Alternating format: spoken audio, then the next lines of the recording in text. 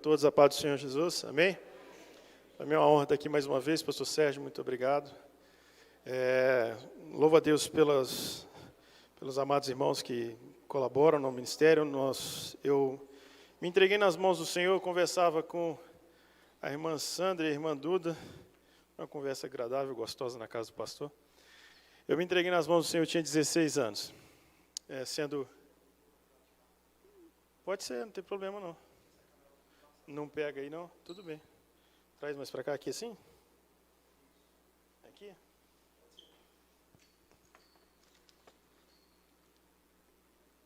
Aí tá bom? Tá bom, hein? Só arrasta aqui para os irmãos verem. Eu me entreguei nas mãos do Senhor Jesus, como filho de pastor, aos 16 anos eu fiz uma oração: Senhor, eu quero servir o Senhor. Mas o que o Senhor quer de mim? E foram alguns anos até Deus me levar. Eu fiz o seminário, e lá eu fiz em São Paulo, em Campinas, o seminário da igreja que eu congrego. E lá em São Paulo eu conheci a missão, que a gente usa um método visual. Essa aqui é uma das ferramentas, essa é a principal ferramenta que a gente mais usa. E depois eu recebi o convite para estar fazendo um trabalho de missões urbanas, porque a gente prega em escolas, nós pregamos muito em escolas.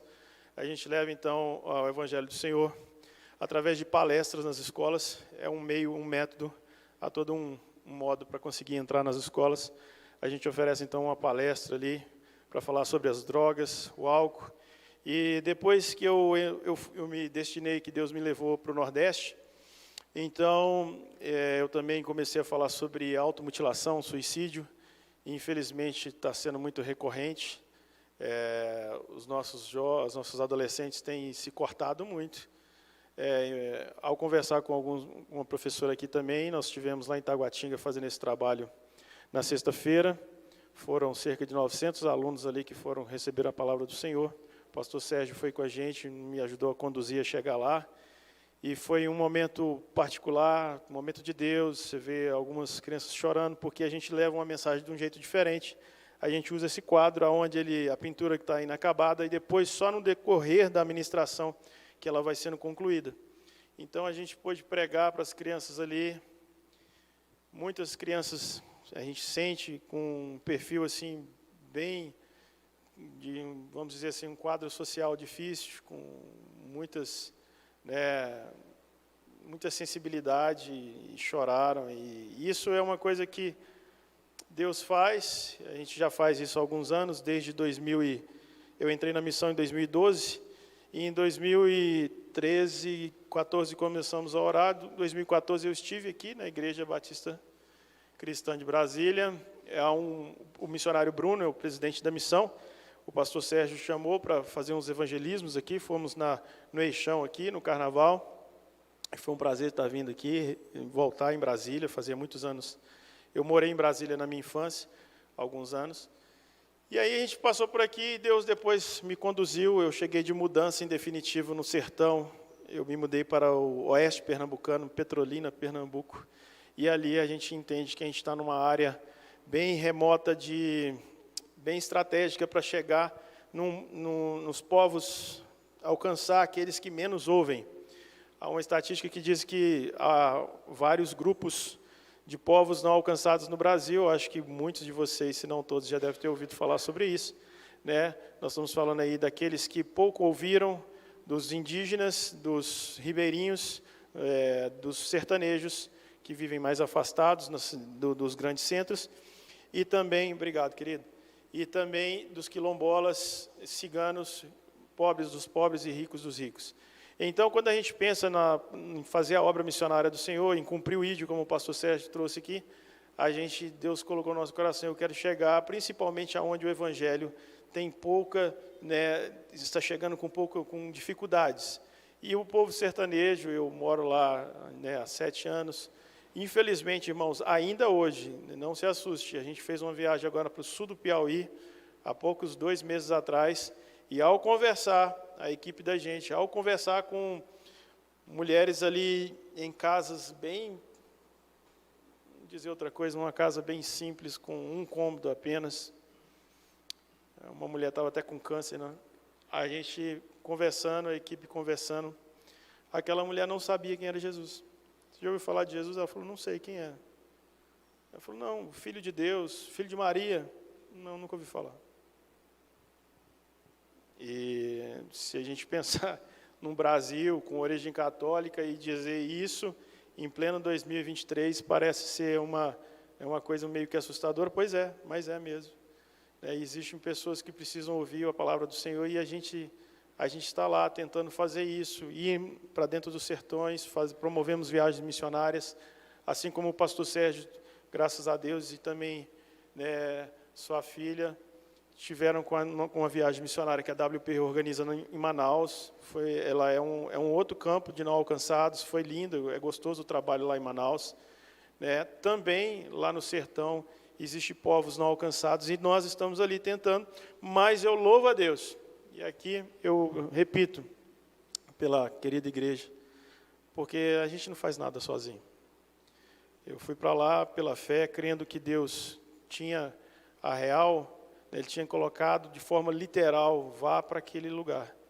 E eu fui pela fé e Deus levantou homens e mulheres de Deus, levantou também a Igreja Batista Cristã, para estar nos ajudando, apoiando ali. Eu agradeço mais uma vez a vida de cada um de vocês.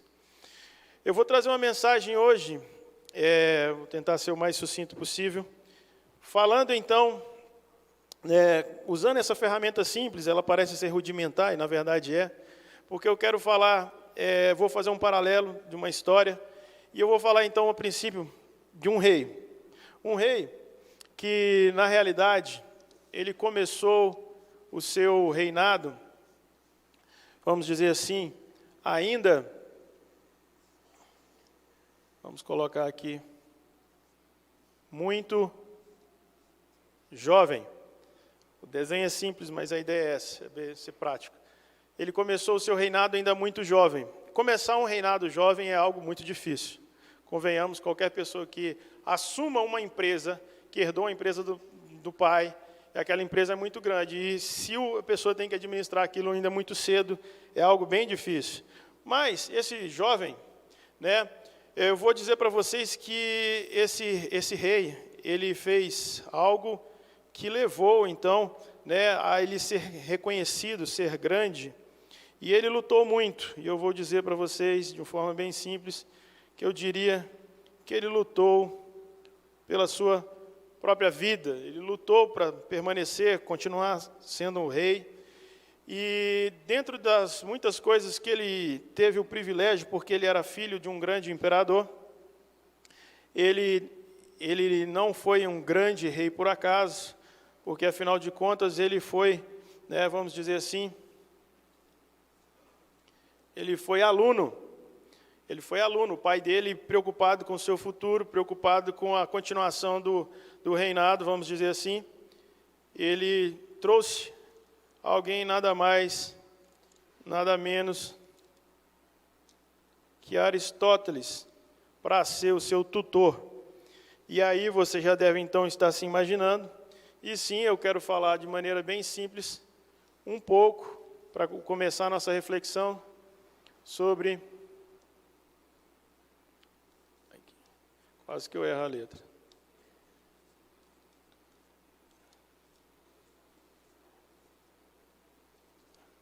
Sobre Alexandre o Grande, Alexandre Magno. Eu queria fazer uma reflexão um pouquinho, porque ele começou, de fato, o seu reinado, ele assumiu o trono de Filipe II com cerca de 20 anos, e isso é uma idade muito juvenil para assumir o império. Mas eu diria que, mesmo tendo Aristóteles como seu mentor, eu queria fazer uma reflexão, porque a gente entende, a gente olha para a vida de Alexandre, e você já subentende que ele foi grande, ele foi um grande imperador, ele foi um grande estrategista militar. Ele de fato, alguns até pode colocar assim, que ele revolucionou ali em estratégias militares, ele fez ali uma espécie de um ataque com falanges, que eles falaram assim, com várias lanças, os seus soldados unidos em uma espécie de um arrastão assim, e ele tinha então uma máquina em suas mãos. Nós estamos falando aí da Grécia, o império que cresceu por demais. Se tiver algum professor de história aqui, pode avalizar o que eu estou falando, e se eu estiver errado, você pode me corrigir. Mas Alexandre, então, ele ficou muito conhecido como o Grande. Mas algumas coisas, ao estudar e ver um pouquinho, me fez refletir, de fato, se Alexandre foi tão grande assim. Embora ele conquistou, o império cresceu muito, ele venceu o Império Medo-Persa, que era uma coisa quase que impossível de ser vencida. Um sonho de seu pai, de Filipe II, era vencer o Império Medo-Persa. Mas algumas coisas na história de Alexandre, para mim, me chamaram a atenção, uma vez que eu comecei a ler e estudar um pouquinho sobre isso, porque há historiadores que colocam de maneira bem literal que, sim, ele lutou pela sua vida, e alguns até acreditam que, sim, ele e a sua própria mãe tramaram a morte do seu próprio pai, de Filipe II. Ele teve uma desavença com o pai dele lá, uma vez que o pai dele casou-se com uma outra mulher, e ali naquela festa do casamento ali, ele desentendeu com o pai dele alcoolizado, e colocaram em xeque para quem seria, então, quem daria continuidade para o império. E ele falou, mas eu não sou bastardo, eu sou filho. E colocavam a ideia de que o filho dessa nova mulher de Filipe II seria o novo imperador. E aí ele teve uma desavença com o pai dele. E então depois o pai dele morre, executado por um segurança particular dele, por alguém que fazia a guarda de Filipe II. E muitos historiadores acreditam que a mãe de Alexandre e Alexandre tramaram a morte do próprio pai. Aqui eu quero começar a fazer uma reflexão, porque a gente olha, nós temos referências, não é nada ruim ter referências na vida. Isso é bom, quando você tem, você olha para alguém, você simpatiza com a história dele, e você tira ali de pessoas na história aprendizado. Mas a gente conhece muito a história do grande Alexandre, mas se eu começo a pensar, será que é tão grande assim você assumir o poder matando o próprio pai? Por que eu estou fazendo essa reflexão com vocês? Porque eu quero falar, então, de um outro rei que também começou jovem, e ele começou com 30 anos, mas, diferente de Alexandre, esse outro rei não foi aluno de Aristóteles, mas ele disse que tudo que eu aprendi do meu pai, eu entreguei. E esse outro rei, ele não lutou pela sua própria vida, mas ele lutou por todas as vidas. Ele não derramou nenhum sangue, ele derramou o seu próprio sangue. E óbvio que você já compreendeu o que eu estou dizendo. Então eu quero falar sobre, de maneira bem simples aqui, sobre o rei Jesus, e fazer um paralelo entre Jesus e Alexandre. Eles têm algumas coisas em comum. Ambos começaram jovens. Também ambos morreram com 33 anos. Mas a diferença dos dois é muito grande. Sim, há uma diferença bem abismal aqui. A gente olha para algumas coisas na vida, eu quero fazer essa reflexão, porque nós, como igrejas do Senhor, nós vivemos numa outra época, muito diferente da época de Alexandre, muito distante, 2000 anos de quando Cristo pisou nessa terra. E esse mundo onde nós vivemos, eu diria que ele nos leva, ele nos pressiona a sermos Alexandre. Eu olho para a situação que a igreja no Brasil vive, e nós somos pressionados a seguirmos Alexandre. Nós somos pressionados pela família, nós somos pressionados no trabalho, nós somos pressionados na faculdade, o curso que você vai cursar, o que você vai estudar, qual profissão você vai ter, porque você tem que ser Alexandre. A questão é que nós estamos numa igreja cristã, nós estamos servindo a um Deus que Ele não está querendo que eu e você sejamos Alexandre, num sentido assim literal da coisa. Ele não está pedindo que eu e você vivamos como Alexandre, porque Alexandre, para ser grande, ele trapaceou. Alexandre, para ser grande, ele matou, ele executou. Assim que ele assume o reinado, ele manda matar todos os seus meios irmãos. Todos aqueles que poderiam um dia, talvez, causar, poder tomar o trono da mão dele. Tios, todos os familiares. Só aparece com o irmão mais velho, que tinha um leve problema mental. Só esse que escapou. O restante ele mandou matar todo mundo. E eu fico me perguntando, porque nós somos pressionados a ser grandes, sermos como Alexandre, e custe o que custar, é assim que que a banda toca, é assim que o mundo diz. Se você tiver que mentir, minta. Se tiver que roubar, roube. Se tiver que trapacear, trapaceie. O importante é ser grande. O importante é o que eu vou ganhar no final do mês. É assim que o mundo diz. É assim que a regra é dita.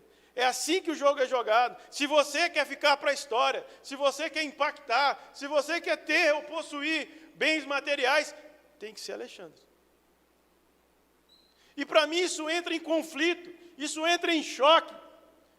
Por quê? Porque Alexandre não deve ser o meu rei. O rei a ser seguido, o rei a ser adorado, é o Cristo. É o filho de Maria, que não tinha onde reclinar a cabeça. Se a gente for fazer um paralelo dos dois, em termos de poder, né, em condições humanas, Jesus não tinha condição de nada. De nada. Mas nós estamos falando do homem que mudou a história da humanidade, porque ele não era somente um homem, era o próprio Deus encarnado. Nós escolhemos seguir a Cristo, porque o que Cristo fez, eu repito, não foi derramar o sangue de outros, ele derramou o seu próprio. Essa é a minha referência. Essa é a referência de abdicação.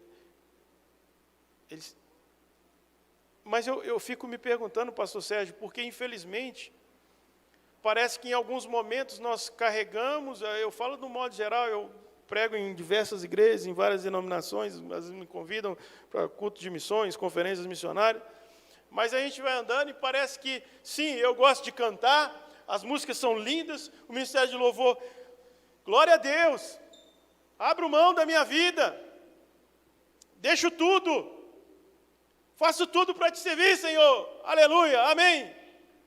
Até quando acabar o momento do louvor. Depois que acabar o momento do louvor, aí a gente conversa depois. A hora do louvor é gostoso, foi cantar bonito, né? Os irmãos tocando. O irmão fez até ali uma acrobacia com as baquetas ali, ela sumiu e depois apareceu de novo. Eu não sei como que ele conseguiu isso. Cadê o menino da bateria? Né? Foi uma coisa impressionante. A baqueta sumiu, depois voltou na mão dele. Ainda nem parou a música. Deus te abençoe, querido.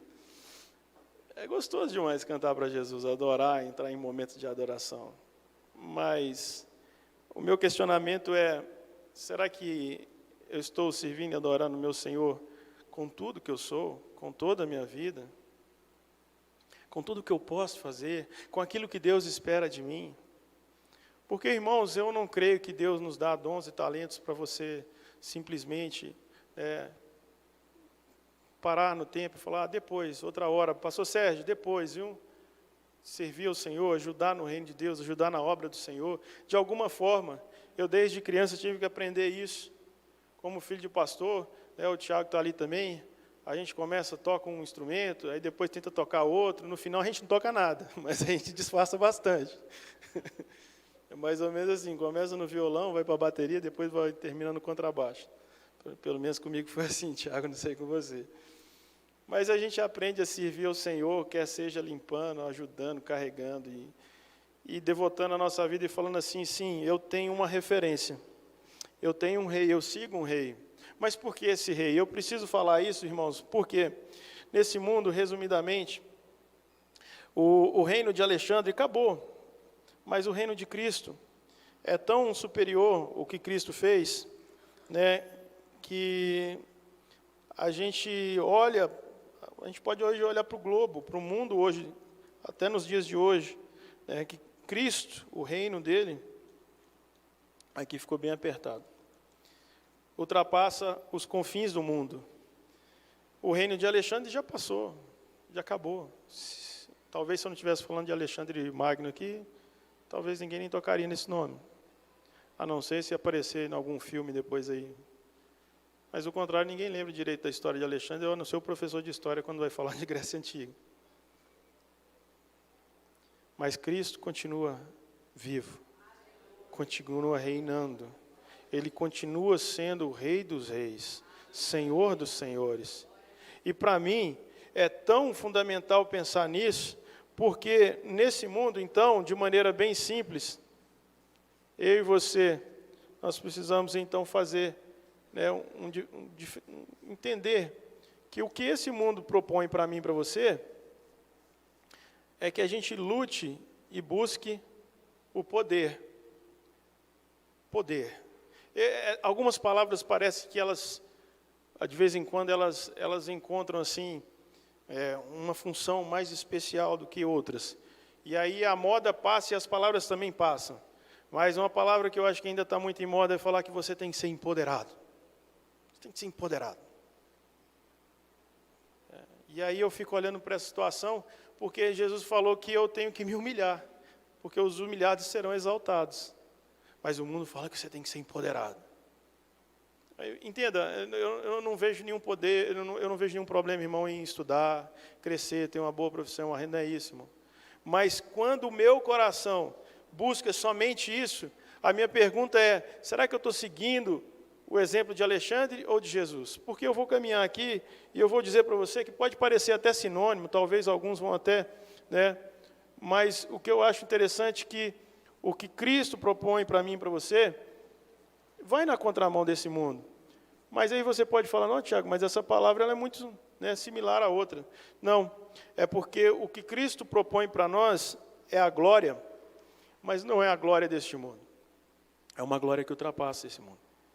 Portanto, eu diria para vocês que tudo o que o mundo nos oferece, de maneira bem simples, tudo é muito passageiro. Tudo é muito passageiro. Qualquer desses sonhos terrenos comuns, qualquer dos bens de consumo que eu e você possam adquirir, e não há nenhum problema nisso, mas tudo é passageiro, irmãos. A casa que hoje eu tenho, amanhã tem que pintar. Depois vai ter que passar lá uma proteção na madeira, porque o cupim está chegando. A porta enferrujou, vou ter que trocar. Irmãos, tudo aqui é passageiro. Eu falando com a minha esposa, que na realidade a gente está sonhando em comprar uma casa lá no sertão. Eu falo assim com ela, a gente está falando, não, se for da vontade de Deus vai dar certo, senão também não vamos se preocupar, Deus está cuidando da gente aqui.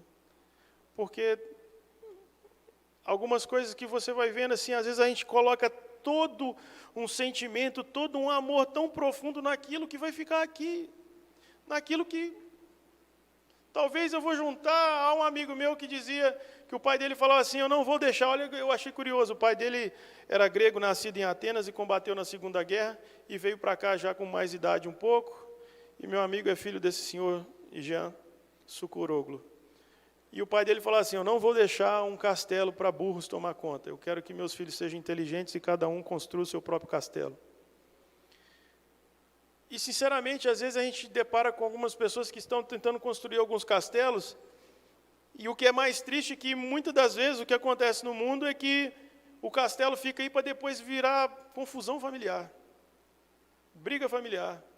E aquela família que às vezes era unida e tudo, quando o patriarca ou a matriarca morre, daqui a pouco a família está toda despedaçada, toda destroçada, ninguém conversa com ninguém, por causa de algumas coisas aí que vão ficar aí, e vai ficar.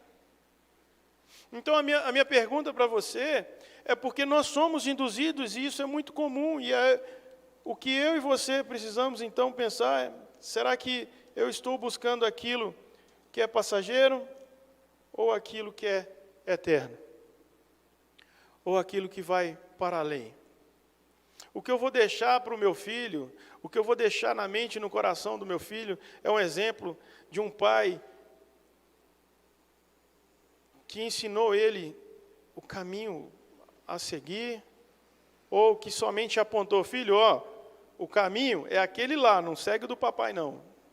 Vai por aquele lá, não, esse aqui não. Porque em Provérbios, quando diz lá, ensina a criança o caminho que se deve andar, o texto não diz, ensina a criança no, né? Está falando, ensina a criança, mas no caminho. Eu troquei aqui. Ensina a criança no caminho. Lógico, eu estou neste caminho. Logicamente, ele vai entender, ó, siga esse caminho, que eu estou nele. Meus irmãos, a vida vai passando e a gente vai percebendo que, às vezes, algumas coisas vão ficando tão superficiais que quando alguém, de fato, tem um encontro com Cristo, a vida dele é totalmente transformada. Totalmente transformada porque todos os sonhos, todas as coisas que eu mais almejo é, de fato, estar na presença de Deus. É, de fato, conhecer o Deus verdadeiro, o Rei dos Reis. Em Mateus 9, versículo 9, a narrativa do próprio Levi, do próprio Mateus, do encontro de Jesus com o publicano. Por que eu estou falando isso? Mateus tinha tudo que esse mundo podia dar. Tudo que esse mundo podia dar, Mateus tinha. Ele tinha poder. Mateus era um homem rico, ele era um publicano. Talvez a melhor casa, se fosse hoje o melhor carro. Talvez até um avião. Ele era rico. Status, por andar entre os nobres, andar com as pessoas, digamos, mais importantes. Só que um dia, aparece um homem, usando roupa simples, e passa pelo seu posto de trabalho. Mateus está sentado ali, coletando os impostos na entrada da cidade. E a narrativa de Mateus, a de Marcos e a de Lucas é a mesma. Quando Jesus passa por Mateus, eu fico tentando imaginar isso. O texto diz assim, que Jesus passou, olhou para Mateus e falou assim, me segue. O texto diz, ele deixou tudo e seguiu Jesus. Por quê? Irmãos, João explicou isso.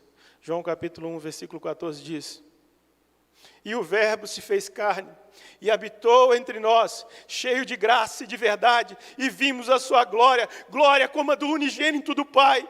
Mateus viu no olhar de Jesus a glória divina, ele encontrou o céu, ele encontrou a paz no olhar de um homem simples, acompanhado por pescadores, por pessoas simples, mas alguém que olhou para Mateus e dentro dos seus olhos, ele falou assim, me siga. Mateus olhou para Jesus e falou assim, tem algo de diferente nesse homem que eu não sei dizer o que é, mas eu preciso conhecer esse homem.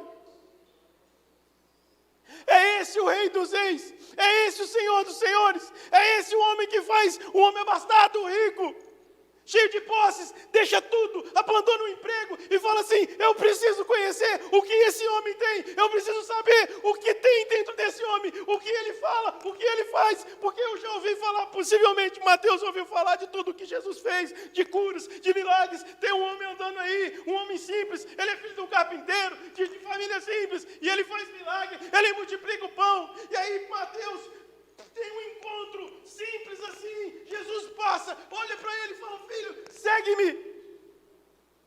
E ele encontra em Jesus aquilo que ele não encontrou em lugar nenhum do mundo. Por isso ele falou, esse é o Rei, esse é aquele que eu preciso conhecer. Por isso ele deixa tudo.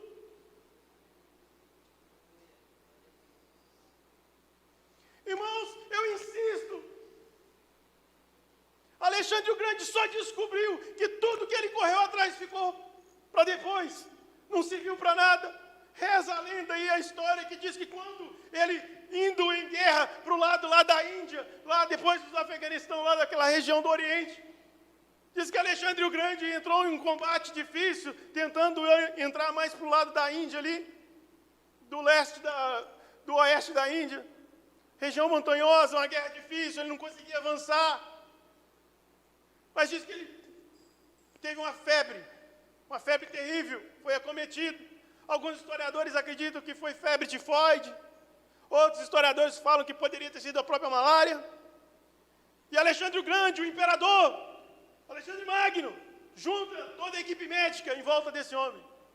Todo mundo, traz os médicos tudo. Faz a leitura da situação. Faz aí.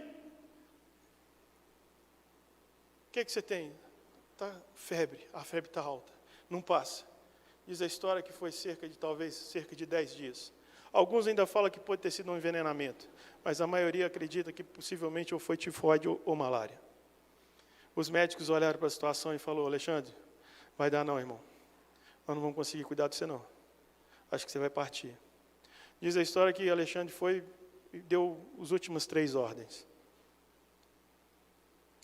Coloque meu corpo num caixão, uma espécie de um caixão. E os médicos vão carregar, para ficar evidente que vocês não conseguiram me salvar. Coloque meus braços para o lado de fora, para ficar bem claro que eu não estou levando nada. E façam com que o ouro e a prata que eu conquistei, que nós ganhamos nessas conquistas, atropelando os outros vilas, países, que esse ouro seja jogado atrás do meu caixão, que as pessoas, que os servos joguem esse ouro, joguem o ouro e a prata, para ficar evidente que não tem como levar nada dessa vida. Só que Alexandre só percebeu isso quando estava prestes a morrer. Mateus teve um encontro verdadeiro com Jesus. Ele deixou tudo, porque tudo dessa vida é passageiro. Tudo que nós tentamos juntar aqui, vai ficar aqui. Então a minha pergunta para você, irmão querido, com muito amor eu vou dizer: você de fato está seguindo ao Rei Jesus? Ou por hora eu gosto de cantar, de vez em quando eu gosto de ajudar um pouquinho na igreja, o pastor, de vez em quando a gente dá uma força para o pastor aí? Ou você de fato falou assim: a minha vida é do Senhor? Indiferente da profissão que você siga, é óbvio que não são todos que vão ser missionários. Não sei se Deus está te chamando também, não negue. Não nega. Se Deus está te chamando para a obra, irmão, se entregue ao Senhor. Saiba que Ele cuida de nós. Se foram nem um nem dois, são vários. Conheci um homem lá no sertão, funcionário no interior de São Paulo. Ele e a esposa dele deixaram tudo e foram para uma vila afastada, a 140 quilômetros de Petrolina, morar num vilarejo que não tem nem 3.000 habitantes, porque Deus ordenou: vá para lá. Eu não sei o que Deus quer de mim, quer de você. Deus sabe. Mas é preciso abrir o coração para Deus e dizer assim: Senhor, Tu és o meu Rei, seja feita a Tua vontade.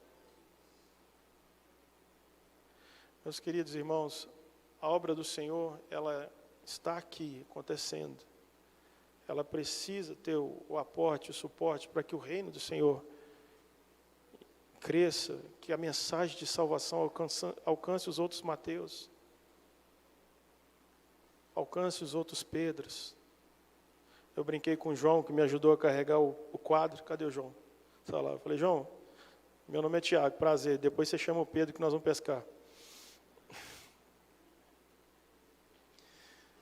Mas há muitos outros Joãos e Pedros, há tantos outros que Deus quer e convoca-nos.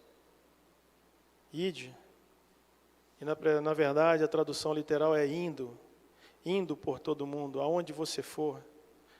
É presente gerúndio, é indo. Se eu estou indo daqui para Sobradinho, e Deus me mandou pregar, eu prego. Se eu estou indo daqui para Goiânia, e Deus quer de mim que eu faça algo de especial, eu o farei. Se Deus quer, eu estou indo daqui, eu não sei para onde você for. Deus quer te usar. Deus quer usar a tua vida. Eu não acredito que você venha aqui por acaso, só para cantar umas musiquinhas. E de vez em quando aí eu dou uma força para o pastor. Eu não acredito nesse reino. Esse reino ele é muito superficial. Eu acredito no reino eterno, do Rei dos Reis, do Senhor dos Senhores, do Rei da Glória, daquele que transforma a nossa vida, daquele que faz um pescador deixar tudo, daquele que faz o publicano deixar tudo, há um entendimento bem racional, eu preciso terminar. Alguém dizia assim, Jesus não ressuscitou. Isso é mentira. É um entendimento bem básico de que, se você ler a narrativa de Mateus, Marcos, Lucas e João, você vai ver que os apóstolos eram todos medrosos. Eles eram medrosos. Quando o negócio deu ruim, quando pegaram Jesus, todo mundo correu. Só ficou o João lá. Todo mundo correu, ficaram com medo. Quando a coisa pegou mesmo, ficaram com medo.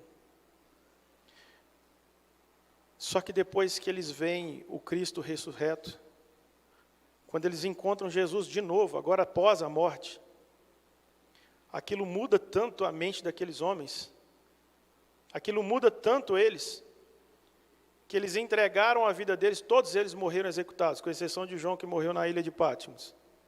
Todos morreram executados. E ninguém morre por uma mentira. Ninguém morre por uma mentira. Eles morreram porque aquele Cristo que eles viram andar sobre as águas, que eles viram multiplicar os pães, que o viram ressuscitar mortos, eles o viram morrer. Só que depois eles viram o Jesus ressurreto, o Cristo que venceu a morte. E o encontro com Cristo, que venceu a morte, levou-los a morrer. Eles falam, eu morro, mas eu morro dizendo que eu conheci o Salvador, eu conheci o Filho de Deus, eu vi ele morrer, mas eu vi ele ressuscitado. Ninguém morre por uma mentira. O encontro com Cristo muda tudo.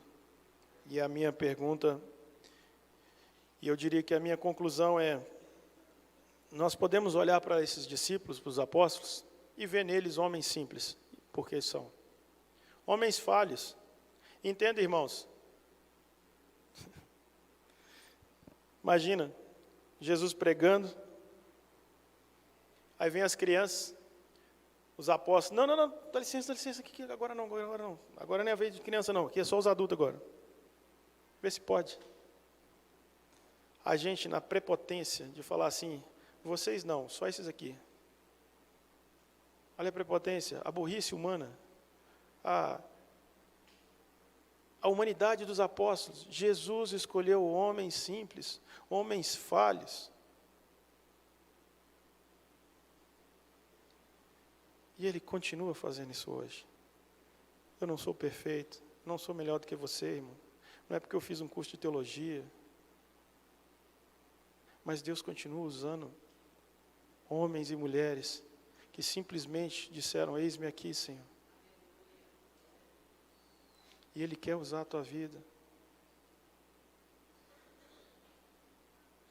Eu quero encerrar dizendo que, quando você e eu olhamos para o texto sagrado de Mateus, capítulo 28, o famoso, a grande comissão, o texto diz que Jesus, no versículo 16, que Jesus ordenou que eles fossem para Galileia. E eles foram, subiram a montanha. Então, Jesus apareceu. De imediato o texto diz que eles o adoraram. Depois, no versículo 17, diz assim, mas alguns duvidaram. Já que alguns duvidaram, o versículo 18 de Mateus 28, diz assim, então Jesus aproximou deles e disse assim, toda autoridade me foi dada. Vocês estão duvidando? Deixa eu explicar quem está chamando vocês. Deixa eu deixar bem claro. Quem está convocando vocês é quem tem, não é um pouco de autoridade, não é muita autoridade, é quem tem toda a autoridade. É esse que está te chamando. Então não duvide. Aí vem, então indo por todo mundo, pregar o evangelho a toda criatura. Só que antes de falar ide, está lá, portanto,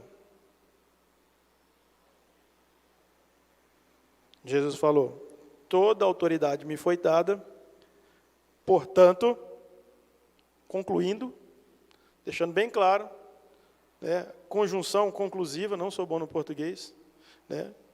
Por isso, assim sendo, vão e pregam o evangelho.